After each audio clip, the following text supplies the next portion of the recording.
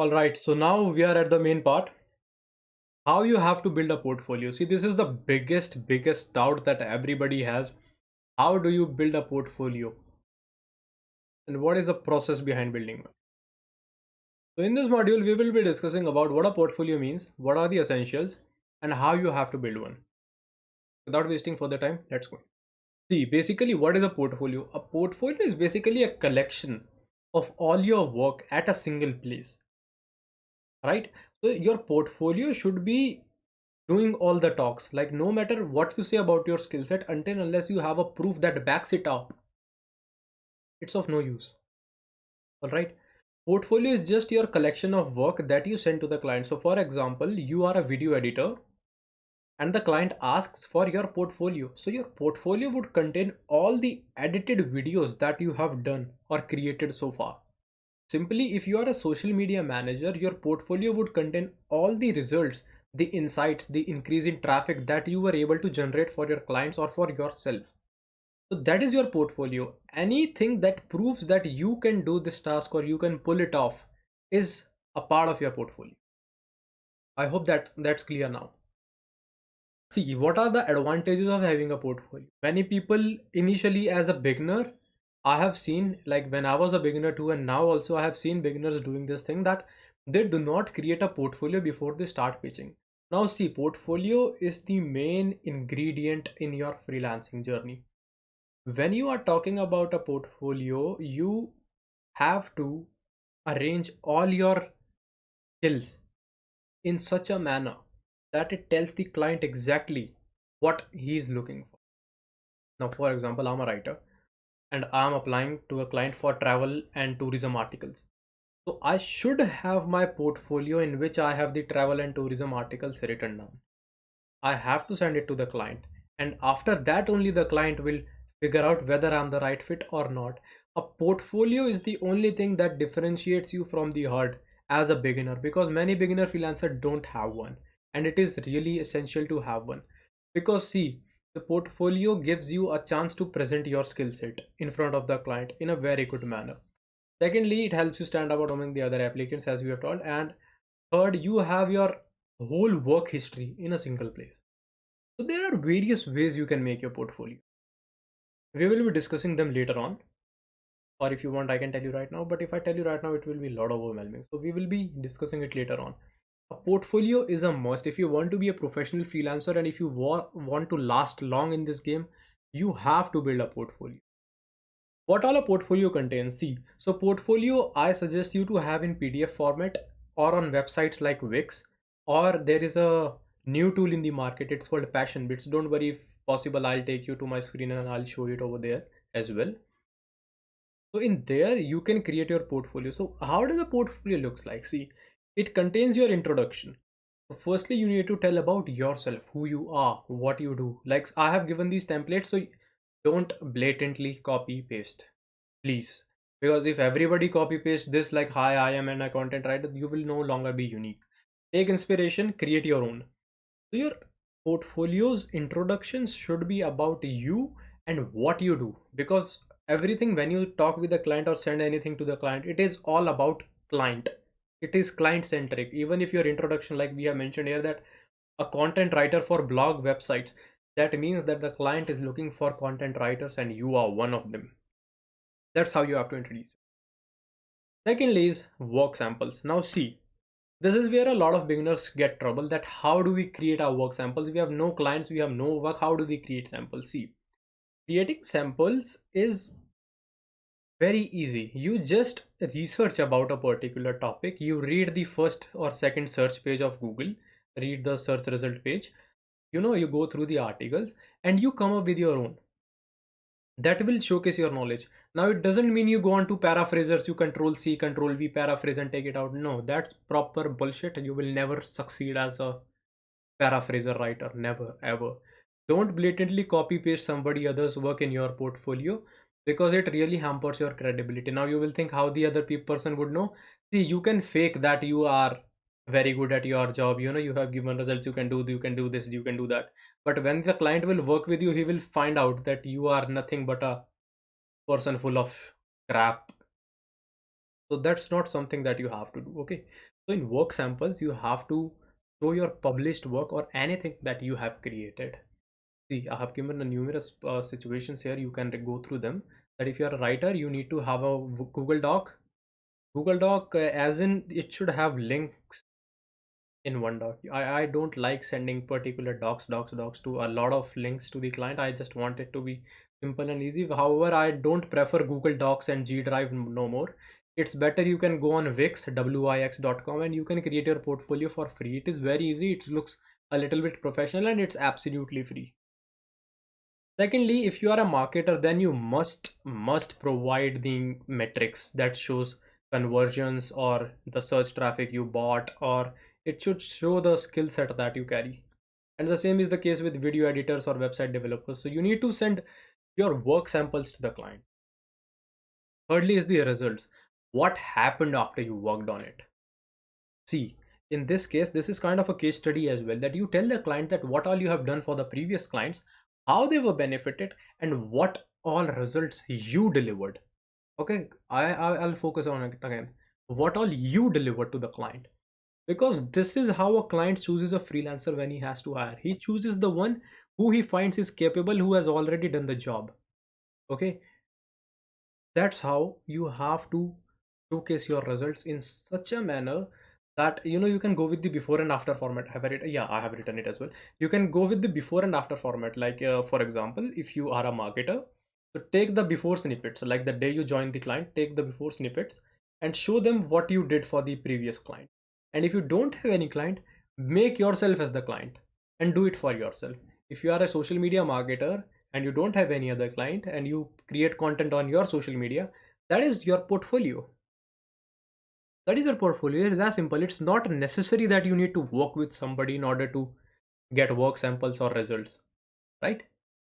So if you're a marketer, show the traffic. If you are a designer, show the previous designs you have made. And if you have never had a client as a designer, create your own designs and tell them. If you are a copywriter, write copies. Then comes the testimonials and the reviews section. See, here you will receive feedback from the previous clients you have worked with. All right. Now I know this is sounding a lot horrible, lot overwhelming. It will all be boiled down when I'll take you over my portfolio and I'll show you my portfolio. Everything will make sense. See? Okay, so in this page you will showcase what your previous clients have said about your work.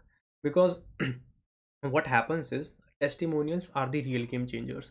If I have to hire a freelancer and there are four of them and only one of them has testimonials from a previous client that I can verify, I'll go with the one. That is the power of testimony. And you need to get one. And in testimonials, never fake it. Like work samples, you can create your own.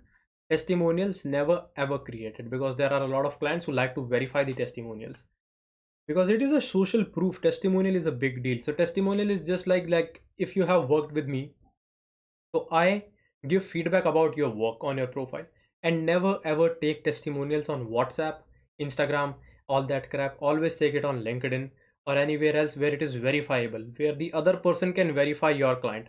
I'll show this to you over my site too. Firstly, I just want you to get a basic idea, because when I go to my site, then you will get a complete idea about what I was talking here. All right, never create a fake testimonial. Now, how you have to build your portfolio. Oh, sheesh, the main juice. Step-by-step guide to build one. Create samples. Join niche groups on LinkedIn. No, not Facebook. That place is trash now. Join niche groups on LinkedIn. Join Telegram communities. Join Angel List. There are few job boards that also, will help you land clients. Give your samples. Provide your samples in those groups. Start networking with people, and under promise and over deliver in your initial project. Like in your initial project, you have to surpass you have to exceed the client's expectations and be real good with whatever you are. So that is how you build a portfolio. All right, now let me just take you to my website and we can have a look at my portfolio.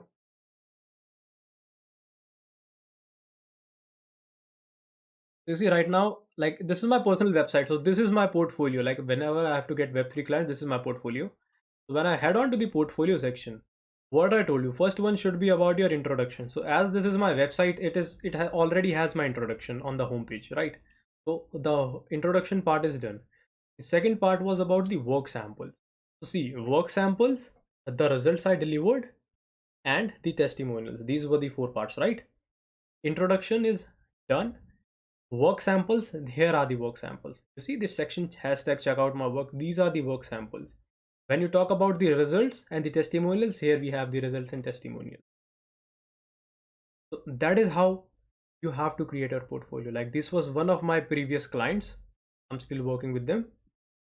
So they have given me the testimonial. Here are the work samples. Like when you click on any of it, it just opens up a link to their profile. It will load. When it will load, I'll show it to you. And this is the testimonial. Now see, many people do is they take testimonials on WhatsApp. So see, here you have the article written up by me, right?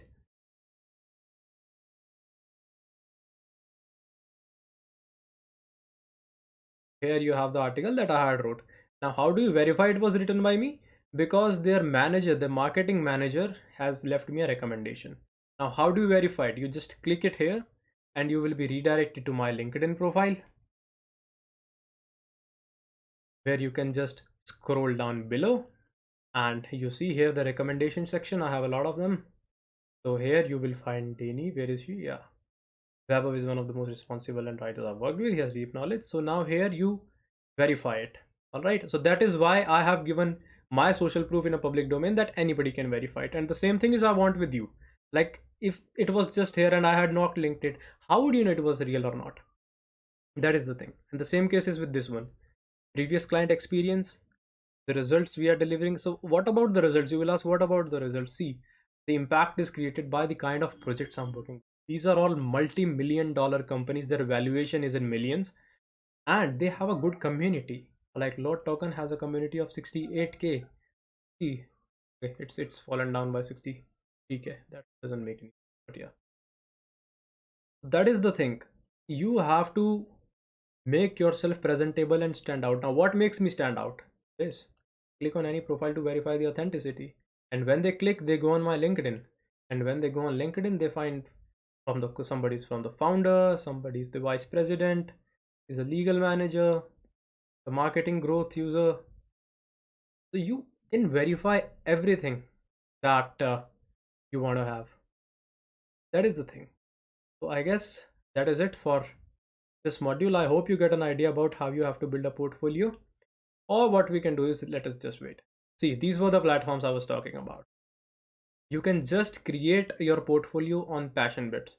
It is very easy and it will be something like this. So you just send a single link that will be passionbits.io/your name. No way I'm sponsoring them or they are sponsoring me.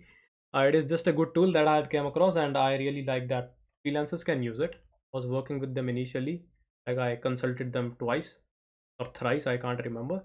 But this is a good tool. You should, this is my first preference because here you can get everything. Like see, they have this sample also that Rakesh is a brand strategist, his intro, his social links, the work he has done, the testimonials he has, and there are a lot of other things. So you just click on host my portfolio and just log in.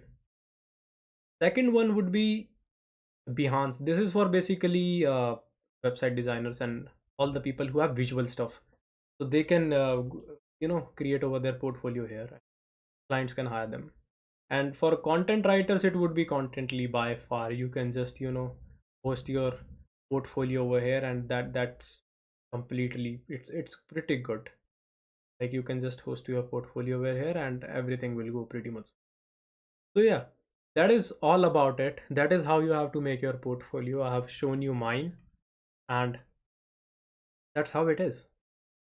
This never ever go with the website in the first place, like this custom domain and all that stuff. I did it when I had positioned myself. Earlier I was also using Google Docs.